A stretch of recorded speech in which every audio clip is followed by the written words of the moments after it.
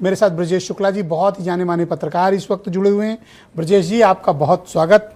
प्रधानमंत्री को आखिर देश को इस तरह की नसीहत, चेतावनी या सलाह इन परिस्थितियों में जब 5 साल के चुनाव 5 राज्यों के हो गए तब क्यों देनी पड़ी? क्योंकि ये युद्ध आज से तो चल नहीं रहा, ये 28 फरवरी से शुरू हुआ है और हम आज 11 मई पे खड़े हैं।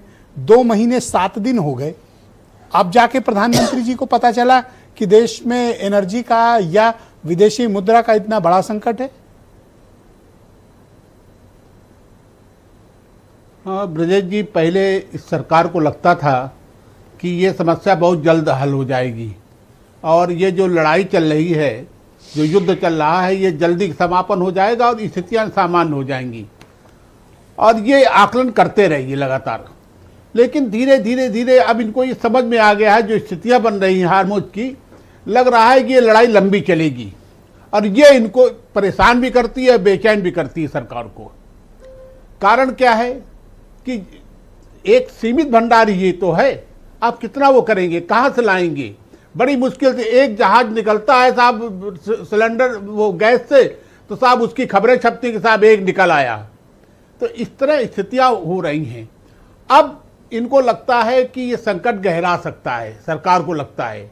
और ये जो कल का भाषण है, ये लंबी तैयारी का भाषण है, 1 साल का आप समझ लीजिए। और लेकिन प्रधानमंत्री इस तरह के प्रयोग करते रहे हैं। आप देखिए, आपको याद होगा जब ये प्रधानमंत्री बने थे तो इन्होंने गैस सिलेंडर छोड़ने के लिए आह्वान किया था लोगों का। इसके बाद नोटबंदी आई, इसके बाद और भी तमाम प्रयोग किए। अब ये देखना होगा कि इसमें पक्ष विपक्ष तो है, विपक्ष तो अपनी बात कहेगा ही, लेकिन देखना यह है कि जिस तरह पहले इनको समर्थन मिला इनकी अपीलों पर या नहीं मिला, इस बार क्या होता है। इस बार चुनौती बड़ी है, वो सारी चीजें हैं जो लोगों के घरों तक घुसी हैं। जैसे सोना ना खरीदें, यहाँ सोना प्राण है, शादियों में जरूर वो किया जाता है। अब कितने लोग इनकी अब प्रधानमंत्री की अपील मानेंगे, ये देखना होगा।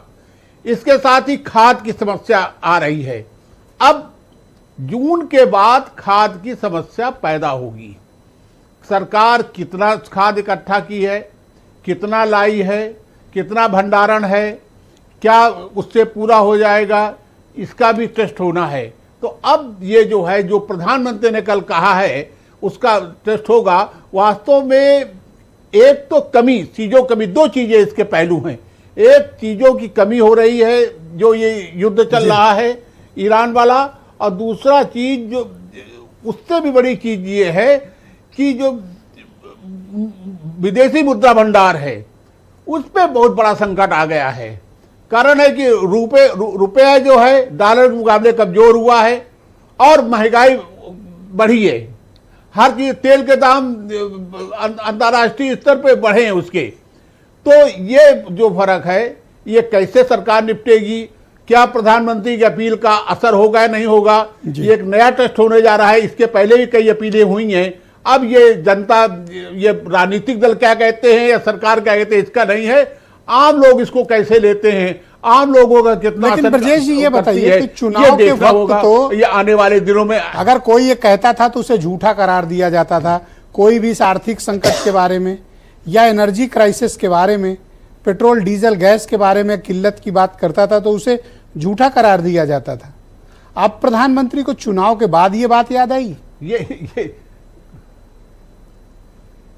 ये सामान्य लोग भी जानते हैं कि चुनाव के बाद ये बाकायदे चर्चा होती थी। मैं सुनता था, बाकायदे ये सोशल मीडिया में आता था कि जो ही चुनाव खत्म हो गए, तो ही, क्योंकि सारे अन्य अंतर्राष्ट्रीय स्तर पर सारी चीजें बढ़ी हैं, तो यहाँ भी बढ़ेंगे दाम। तो ये चर्चाएं होती थी। लेकिन अपना चुनाव कोई बर्बाद नहीं करता है। अपना चुनाव में ऐसे कोई मुद्दे नहीं उठाता है, चाहे कोई पार्टी हो, जो जिससे ये हो जाए कि उनका चुनाव बिगड़ जाए। तो वो तो बाकायदे लोग जानते थे, इसको समझते थे। ऐसा नहीं है कि समझते नहीं थे कि चुनाव के बाद कुछ कदम उठाए जाएंगे। और आप देखिए, 4 तारीख को परिणाम आए और 10 तारीख को प्रधानमंत्री की अपील आई है। तो ये कह देना कि लोग जानते नहीं थे, नहीं जानते थे, सोशल मीडिया में चर्चा होती थी। जी, बहुत शुक्रिया आपका। मैं